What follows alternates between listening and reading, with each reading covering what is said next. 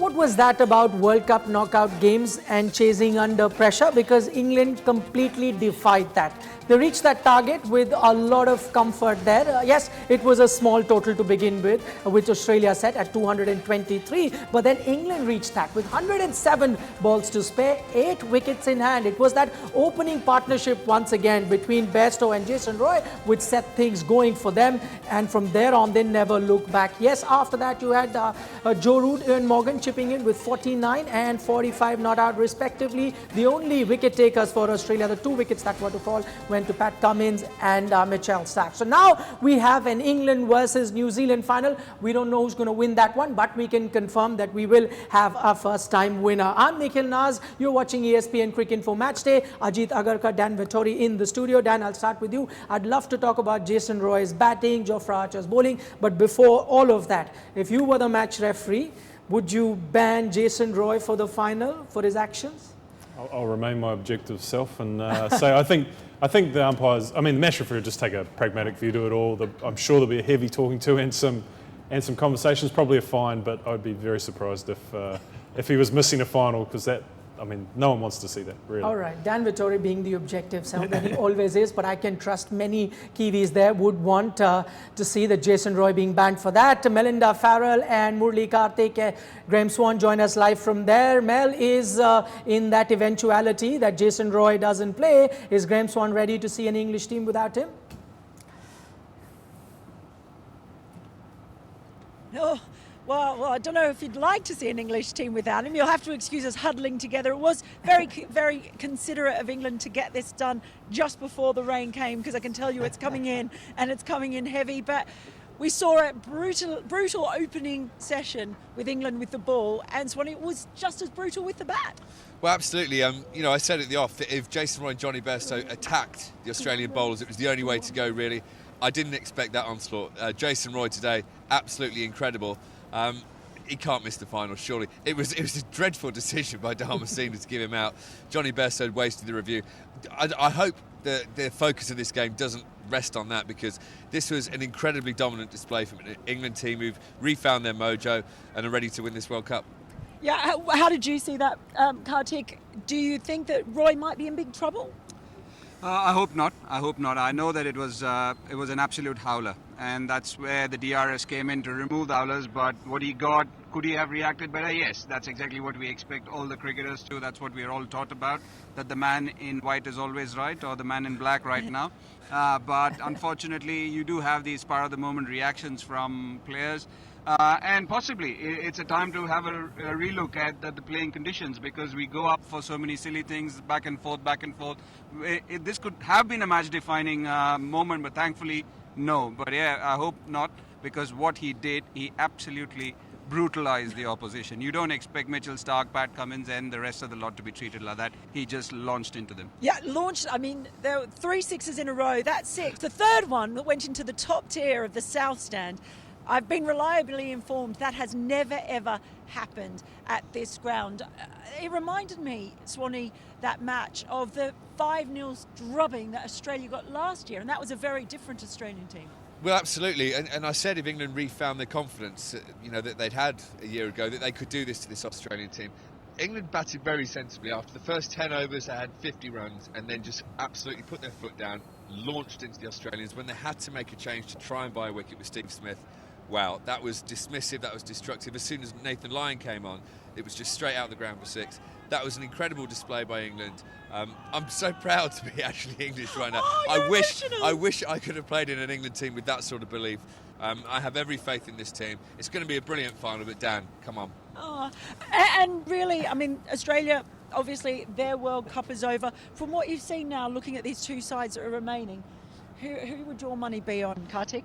Look, I'm not going to take anything away from New Zealand after what happened last time around. So I'm not going to say anything. I just feel that New Zealand have it in them. After what they did to India, they definitely have it in them. Daniel Vettori, I'm with you, brother. How about you, Swanee? I know you're going to be confident now, surely? Well, playing New Zealand, I said this the other day, we love the Kiwis, we really do. We don't like Australians, obviously, but we really love the Kiwis. Today was like a final in itself that, is a game that all the English were waiting to see. it's just going to be one of those nice occasions at Lord's. Obviously, I hope England win. But if they end up losing to New Zealand, that wouldn't bother me too much because I love Kiwis. So, but they're not going to. So there you go. Very, very happy Swanee here, of course. And who knows what will happen in the final. But one thing is for sure, we will see you at Lord's. Mel is freezing. All right. Thanks so much for that, Melinda Farah, Murali, Kartik, Graeme, Swann, the two being the perfect gentleman holding the umbrella for the lady. But Dan, Murali, Kartik there doing a quick U-turn after his predictions of New Zealand, getting beaten by India. Now he's not taking them lightly. I'm nervous now that Kartik's backing us. I think Swanee wants us to win as well. No, I think that it's great to see these two teams in there, mainly because there will be a first-time winner, and that's so exciting for two respective countries that whoever does win, it's going to be the first time, and that will mean so much to England or mean so much to New Zealand and all their fans back home. Let's talk about the Australian performance now. I know, it's a game, you can win, you could lose, but can you remember Australian team being beaten like this in a World Cup encounter? That to a knockout game. They've never lost a semi-final before, so they usually turn up and have a big performance on days like this. You almost thought that even in their batting after losing those early wickets with Smith and Carey, you almost could see a fight back from Australia. 326 might not have been enough the way England went about it. It's difficult. It's just that when the other team plays so much better than you on the day, sometimes you just have to take it. Unfortunately, Australia maybe they weren't allowed to play well. That's how good England were today, and they deserve to be in the finals. They'll be cursing the schedule as well, I think, because they had such a long layoff between that South African game. They're on a roll. I mean, if you ask us a fortnight ago, they were the team to beat. They were playing so well. England were struggling. New Zealand was losing some games, and Australia seemed to be on the up and up. And then they get the downturn of no games, and I think that really affects them. Okay, Brad, do you think, it was all there going according to plan for the Australian team? Only thing they did was give 36 more runs to Jason Roy. You wanted him at 49. He went on and got 85. That was the difference.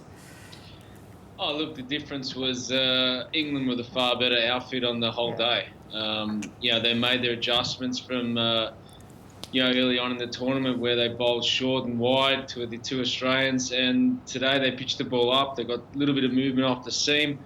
And bowled Australia out for 226 on what was a good wicket with no movement whatsoever. And, when they batted, they were aggressive. They saw off the new ball of Stark and Berendorf. There was no swing, and then they just played to their strengths. They were particularly good today, England. Probably could have been a fraction better in the field, but they looked like a strong unit, and they played their aces today, and they did well.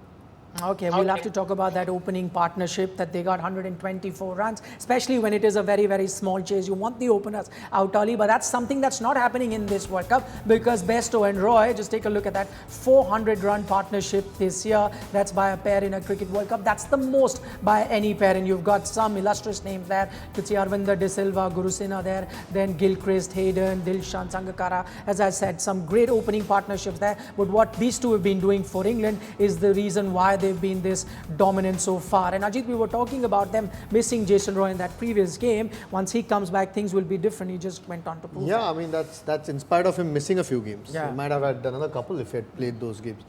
Just since he's come back after injury, I mean, Johnny Bairstow started looking different as a batsman as well. I think today's innings, both of them, I mean, if you look at the score, they've won in 30 odd overs, but they started slowly. They actually played the conditions really well. So they didn't start. Usually they blaze away from ball one. They had a look today at Berendorf, at Mitchell Stark, whether there was anything in the pitch. No matter how small the chase was, it was still a nervy chase, or could have been a nervy chase. Just approached the innings beautifully and then just launched. Once they saw there was very little off the seam or in the air, just took the bowling on and played the ball on its merit, and you could see the shot-making ability that all these England batsmen have, but particularly Jason Roy. I mean, once he gets going, it's very hard to stop. I think, like Ajit said, around the batsmanship at the start, I think we associate Bairstow and Roy with just getting off to a flyer and being aggressive and taking them on. They assess conditions. They batted like they wanted to find out about the wicket to see how it was appropriate to bat on it, and that set up a perfect victory, 50 for none.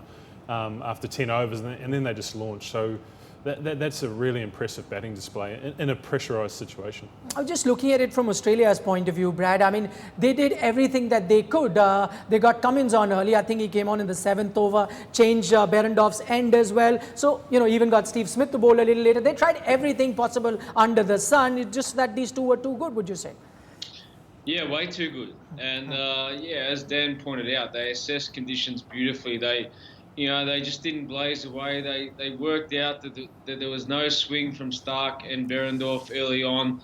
And once they saw that off, it was all guns blazing. I think they particularly did well as well. They took Nathan Lyon out of the attack, or they were aggressive towards him, when he first came on. So Aaron Finch had to make another move. But they just had all bases covered today. Australia tried hard. They didn't bowl poorly at all. Just, they were beaten by two guys who were in great touch and played some serious cricket shots. It was actually a pleasure to watch as a fellow batter myself, to watch their craft at work. I'm just going to talk about a bit of Jason Roy's craft, and because, something that most experts have been really impressed with as far as Jason Roy is concerned. Just about a year, 2 years ago, he wasn't even part of that setup. Alex Hales was a #1 opener. He got injured. That's when he gets a chance. And imagine someone as good as him was not even, part of their entire setup. Yeah, but what England's done well after that 2015 sort of loss, I mean, Bangladesh beat them and they were out of the World Cup. They didn't go to the next round.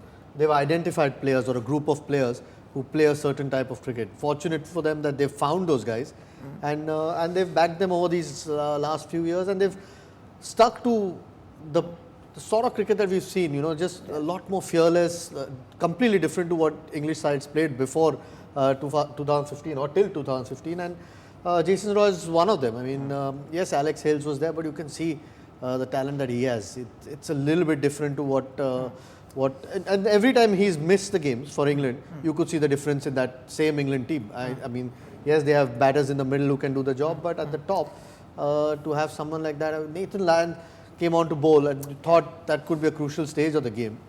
Just took him on first over, hit a 6 straight and then reverse swept. That sort of fearlessness runs through that team, and that's why they're as good as they are. Okay, after those openers went out, then you had someone like Owen Morgan really come up with those 45 essential runs that they needed at the time. But just that little phase in the game, short pitch bowling to Owen Morgan. Would New Zealand bowlers be keeping a close eye on that, the likes of Lockie Ferguson?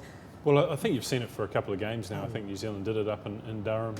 So it will be a formula. Ferguson, Bolt, Henry, I think they'll look to implement it. The thing is that he didn't get out today. It may have looked uncomfortable, and facing Stark is uncomfortable, but he got England home. 45, I think, not out off 39 balls, and Root as well. I think Root sort of kept that momentum going. He sort of got three or four boundaries early on. So, look, it's all well and good having a plan, but England can find ways to counter it, and I think New Zealand will start that way, but they have to have secondary plans if Morgan's scoring at more than run of a ball, because he's going to put pressure back on the New Zealand team. All right, let's quickly now take a look at the Hotstar comment of the day. Now, these are viewers that were watching the match live on Hotstar, and we've got David from Shillong, and he wants to know the Kiwi bowlers yesterday and the English bowlers today. What a surprising tournament this has been. We were thinking it would be 350 plus scores, and here we are getting sub 250 thrillers. We'll take it to the bowler, the fast bowler on our panel. I mean, that is what makes for exciting cricket after all. Yeah,